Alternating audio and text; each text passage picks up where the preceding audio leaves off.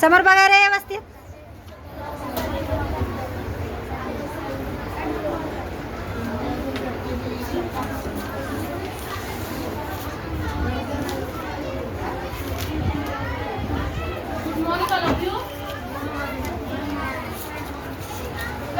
व्यवसाय म्हटले की तुम्हाला काय काय आठवतं रे?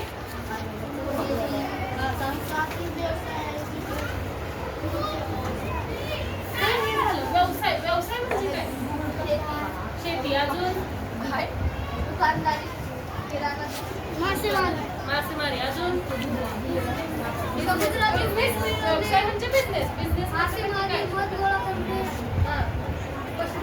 पशुपालन, अजून किराणा दुकान, गवंडी काम, असे वेगवेगळ्या प्रकारचे व्यवसाय आहेत. बरोबर ना? हा, हे व्यवसाय कोण करतं रे? तर मानव. आपण आज काय शिकणार आहे? मानवाचे व्यवसाय. मानवाचे व्यवसाय. आवाज नको आहे.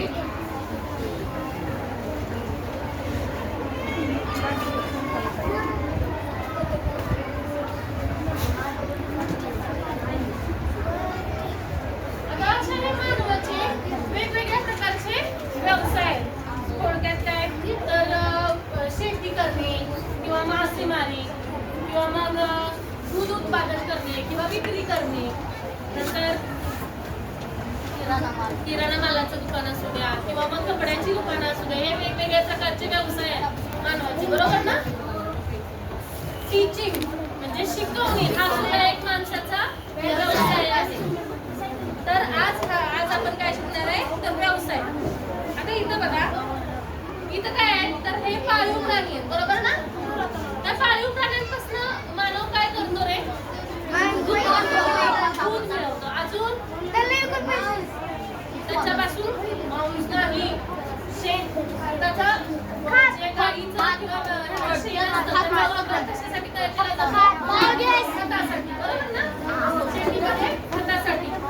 परत इथं बघा, इथं दूध हे केलेलं आहे. दूध काढतात. दूध काय करतात? विक्री करतात. बरोबर ना? डेअरीमध्ये नेऊन, डेअरी फार्म मध्ये दूध विक्री करतात. तसंच त्या दुधापासून काय काय बनतं रे? चीज, पनीर, श्रीखंड, आम्रखंड, लोणी, ताक, दही, तूप, पनीर, बरेच प्रकार बनतात ना दुधापासून. ते झाले मानवाचे व्यवसाय. बरोबर? आता ह्या मानवाच्या व्यवसायांमध्ये किती व्यवसायांचे प्रकार आहेत? तर 4 प्रकार आहेत. व्यवसायांचे प्रकार किती आहे? 4. व्यवसायांचे प्रकार किती आहे? 4.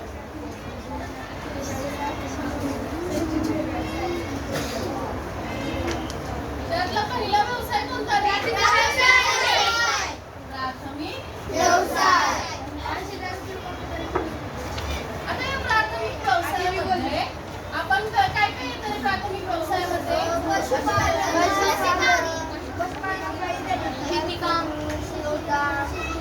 प्राथमिक व्यवसायामध्ये काय काय येतं? तर शेती, पशुपालन, मासेमारी हे कशामध्ये येतं? प्राथमिक व्यवसायामध्ये. बरोबर? आता इथं बघा, गाई, म्हशी हे प्राणी आपण पाळतो. बरोबर? त्याच्यापासून काय करतो? तर दूध मिळवतो. बरोबर ना? आणि ते दूध डेअरीमध्ये विकलं जातं. कुठला व्यवसाय करायचा? द्वितीय व्यवसाय. व्यवसाय झाला तो द्वितीय व्यवसाय. आता ह्याच्यामध्ये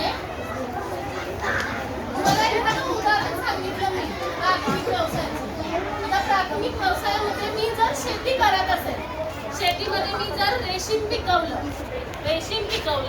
तर त्या रेशीमचं द्वितीय व्यवसायामध्ये रूपांतर म्हणजेच काय होणार? द्वितीय म्हणजे त्या रेशीमचे धागे बनवणे, कारखान्यात धागे तयार करणे कापसापासून. प्राथमिक व्यवसाय कोणता झाला? तर कापूस. कापूस हा पिकवला, रेशीम. त्याच्यापासून कापसापासून काय बनवलं?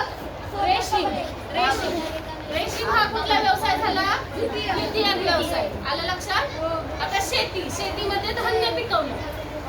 शेतीमध्ये मी ऊस पिकवला. तर त्या ऊसापासून जो गूळ किंवा साखर तयार होते, हा कुठला व्यवसाय झाला? द्वितीयक व्यवसाय. आलं लक्षात तुम्हाला प्राथमिक व्यवसाय आणि द्वितीयक व्यवसाय मधला फरक आला का लक्षात? हो.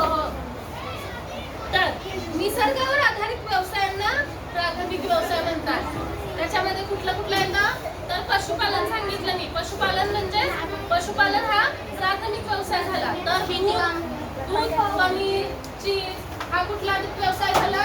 द्वितीयक व्यवसाय. आलं लक्षात?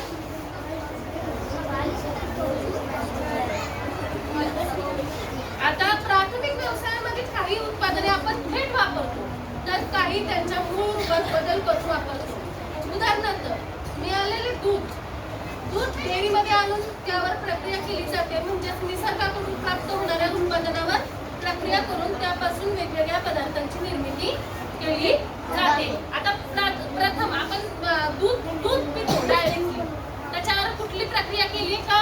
नाही. तो प्राथमिक व्यवसाय झाला, बरोबर ना? पण त्याच्यापासून दही, तूप किंवा मग लोणी, श्रीखंड हा कुठला व्यवसाय झाला? द्वितीयक व्यवसाय. मग हे पदार्थ जास्त टिकाऊ असतात, त्यांची गुणवत्ता देखील वाढलेली असते. आता दूध जास्त दिवस टिकतं का रे बाळांनो? नाही टिकत. 1 किंवा 2 दिवस. फ्रीज मध्ये ठेवलात तर 3-4 दिवस जास्तीत जास्त. त्याच्यावर टिकेल का? नाही. तसं तुम्ही श्रीखंड आणा, पनीर आणा किंवा मग लोणी घ्या, तूप घ्या, हे कितीही दिवस टिकतं ना? आता तूप जर बघितलं तर तूपला तुम्हाला फ्रीज मध्ये ठेवायची गरज आहे का? नाही. ते सहज इझिली 2 महिने, 3 महिने, 4 महिने बाहेर राहिला तरी नॉर्मल टेम्परेचरला व्यवस्थित राहू शकतं की नाही? तसं मग त्याच्यावर प्रक्रिया केल्यामुळं आता दुधाची किंमत किती आहे? तर 70 रुपये लिटर सरासरी असेल. तर पनीरची किंमत कशी आहे? किती आहे? पनीर 100 ला 200 ग्रॅम मिळतो. कितीला? 100 ला 200 ग्रॅम. म्हणजे पनीरची किंमत जास्त झाली ना दुधापेक्षा, बरोबर ना? म्हणजे सरासरी जर विचार केला तर 1 किलो पनीर घ्यायला तुम्हाला कमीत कमी 400 रुपये लागतील, बरोबर ना? तसं 1 लिटर दूध तुम्हाला कितीमध्ये मिळतंय? 70 रुपयामध्ये, बरोबर ना? म्हणजे त्याची किंमत वाढलेली असते. द्वितीयक व्यवसायामध्ये त्याची किंमत वाढलेली असते. किंवा मग कापूस घ्या. कापूस कसं आहे? कापूस हा प्राथमिक व्यवसाय आहे. कापसाचं रेशीम तयार होणं किंवा मग कापड तयार होणं हा द्वितीयक व्यवसाय आहे. तर त्याच्यामध्ये तुम्ही जर कापूस विकत आणायला गेला तर कापूस स्वस्त बसेल का कापड स्वस्त बसेल रे? काय स्वस्त बसेल? कापूस स्वस्त बसेल ना? आणि त्याच्यावर प्रक्रिया होऊन जे झालेलं तयार कापड आहे ते स्वस्त बसेल का? त्याची किंमत आपोआप वाढेल ना? त्याला द्वितीयक व्यवसाय म्हणतात. आता तृतीयक, तिसरा प्रकार कोणता आहे? तृतीयक व्यवसाय. तृतीयक व्यवसाय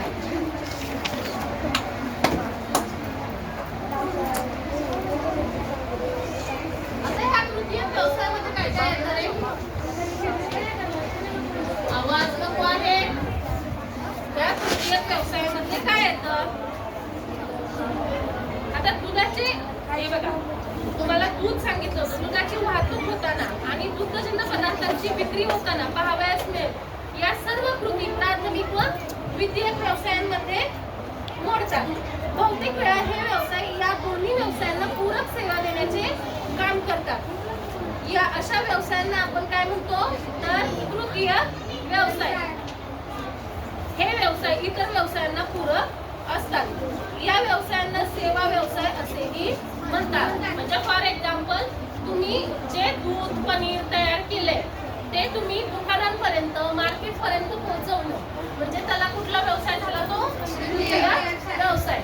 तुम्ही डायरेक्ट जाऊन एखाद्या गोठ्यातनं दूध घेऊन येऊ शकता का? म्हणजे बऱ्यापैकी आपण दुकानातच जातो ना सध्याला दूध घ्यायला, बरोबर ना? मग हा व्यवसाय कोणता झाला? तृतीयक व्यवसाय. यामध्ये मालाची वाहतूक, मालाची चढ उतार करणे, मालाची विक्री इत्यादी क्रिया येतात. आता सगळ्यात शेवटचा व्यवसाय म्हणजे कोणता? तर जंतुवध व्यवसाय.